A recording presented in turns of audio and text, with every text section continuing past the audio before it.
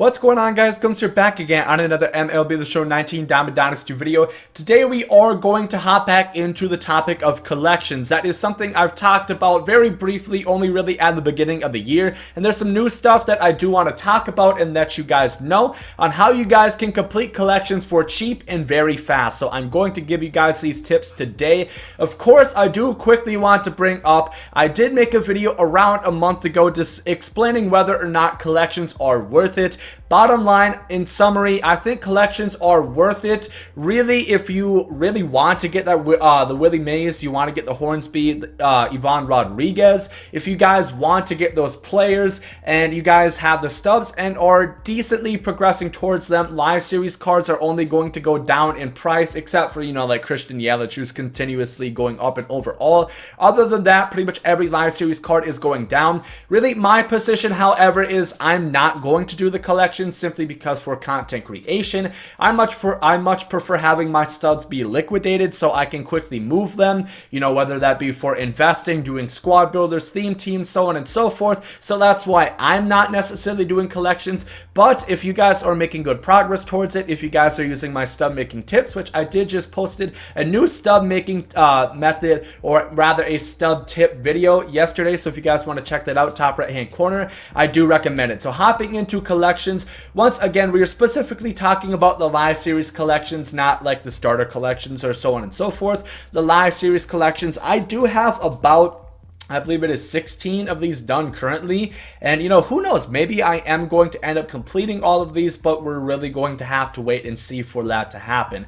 Now, there's a couple different ways that you can get these collections done for cheaper. Quickly, I do want to say, even if you do not plan on collecting each team, at least for some time, do at least 30 players per team, because there's a good amount of XP that you are going to obtain of it. You guys know you're going to get some good players from that, so make sure to do that. But there's a couple different things that you guys can do. So one thing that I always recommend, this is something that I don't see talked about too much. Always remember, Fridays are roster, or every other Fridays are roster updates. And what always happens with those roster updates is that brand new cards are going to be introduced into the game. And I'm not talking about like flashbacks, I'm talking about rather, like live series players. Specifically, you guys remember once we got this brand new red, it was John Van Meter right here. He's really down in price now, but he was going for a lot at one point. Of course, that also was in effect because Joey Votto went down to gold, and he was a brand new player, so he held a lot of stock into the collection. A perfect example of this right now would be the Houston Astros, because they just added Yordan Alvarez.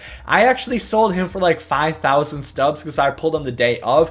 That's a tip. If you guys pull packs, make sure always be looking for these guys. But if you're looking to do collections, always try to complete them if you're planning on doing it before a roster update releases. Otherwise, you're going to end up getting shafted and spend like 2,000-3,000 on a common player, which might not be a big deal in the grand scheme of things. You might look at your stub bank and have like 300k, who the hell cares? But when you get down to the nitty gritty, it could matter a little bit, and it could be the difference between you obtaining a couple other gold cards and completing a different collection a little bit faster. So always make sure roster updates come out every other Friday, so make sure be aware of that. And another thing alongside the roster updates is always be aware who might go down. That's a reason why like the Phillies has always been a team of concern for me, because it's like, yes, I could buy Bryce Harper right now. I could buy him for 23,000, which is not that much when it's all said and done. But if he goes down to gold, he's going to go for like 4,000. That's another thing that we saw with the Cleveland Indians. Why I was hesitant, even though I've heard great things about the Kenny Lofton, is I knew there was a chance Jose Ramirez would go down to gold. And you guys can see his price at his max, just like before he went down to gold. It's going for 27,000. That is a huge differential, so always make sure to look at that. But for collections, of course, there is actually a new thing introduced into collections this year, where even if you've already had a card and you collected it once, I'll try to show that to you guys right here. So I'm going to auto select these guys, and make sure, quick thing with the auto select, always make sure to look who you have in there before you auto select. Cannot say that enough, because it's happened to me. For example, that's the only reason why I did the St. Louis Cardinals. They're one of these teams down down here is because I accidentally had locked in Paul Goldschmidt because I did auto select. So always, word of the wise, make sure to keep on the lookout and always be weary of who you have right there. So we just auto selected everybody within the Houston Astros, and I've showed this once before, but in case you guys are not aware of it, even after you've collected the card once, if I were to get rid of it, so let's just say this Derek Fisher right here,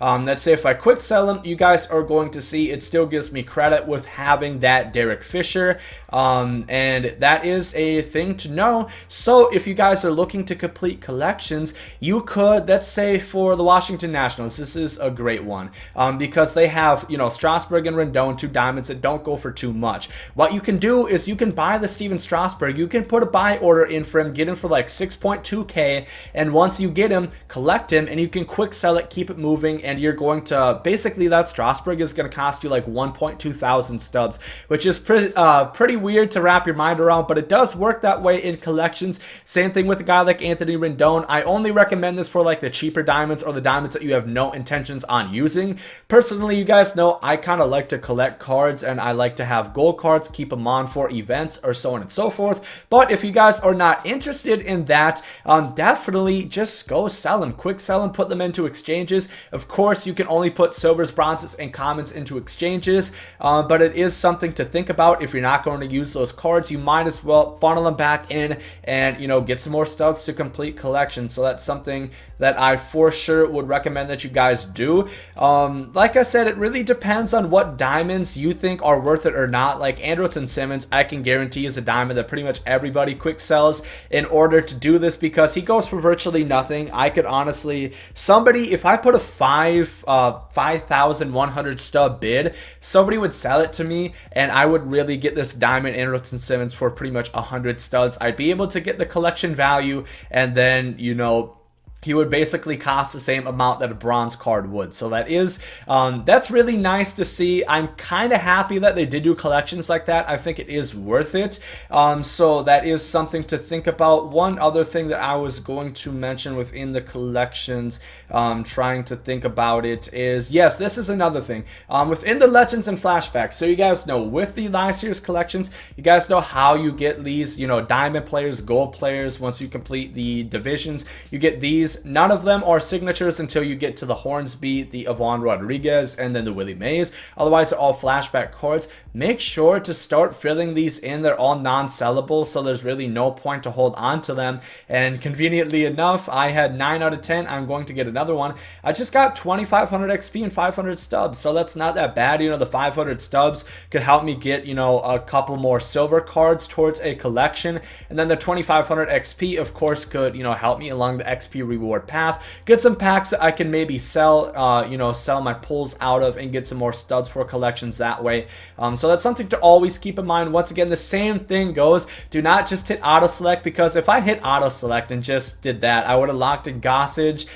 Ken Griffey Jr., I guess, does not matter, and neither does the Chris Davis, but that's a word of the wise just in general. Always make sure to do that. There's really no point not to collect these guys because you can't do anything other with them regardless, so you might as well just lock them into your collection and, you know, reap the rewards, reap the stubs and XP that you get off of them. And then the last thing that I always want to mention, I cannot stress this enough, do not buy these cards straight out. I don't care if it's only 221 stubs for the Zach Plesac. You are going to save so much stubs in the process, and you are going to be able to complete so many more collections when it's all said and done if you put in buy orders. Yes, it might take a little bit more time, that's granted, because you have to wait for these orders to fill out.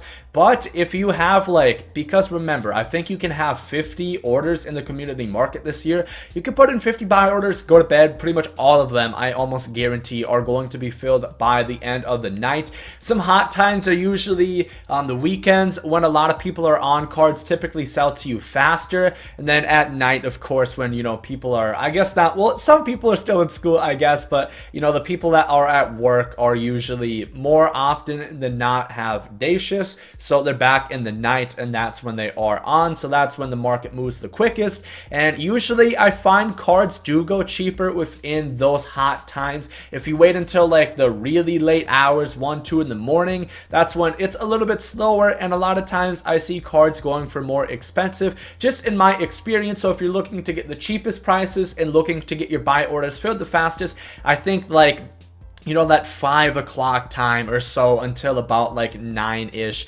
is usually like the prime time for the community market for things to move and for the prices to be the cheapest. Otherwise, I think that is pretty much all that I had to say around collections, how I think you guys can get them cheap. Once again, as I mentioned with the exchanges, if you guys aren't going to use the silvers, I think you guys should put those into gold player exchanges, because remember, a silver quick sell is only worth 100 stubs, which is not that much, especially considering some silvers go for like 400, 500 stubs. So only to get a fifth of the price is not that good. And there's actually, you know, we looked over it the other day, the prices of live series golds, they're starting to go up, you know, whether it be guys that are suspected to go diamonds that went down to gold. There are some golds that are finally starting to go for some price, starting to go for some stubs. So you can either, you know, maybe you'll end up pulling somebody that you need for a collection, or you could also possibly, you know, sell those stubs and get other players that you need. Apparently it is or better, it's gold or better packs, you have a chance of pulling a diamond, so even that might be worth it enough to maybe hit home and, you know, get something really nice that could help you towards a collection. But if you guys have any other tips that I missed for collections, make sure to leave them down below in the comment section. Like I said, I haven't talked about collections really since the very start of the year, and this is all my knowledge of it as July 2nd goes right now. But if you guys did enjoy this video, make sure to like down below. Hope you guys are great today. There goes some Saudi.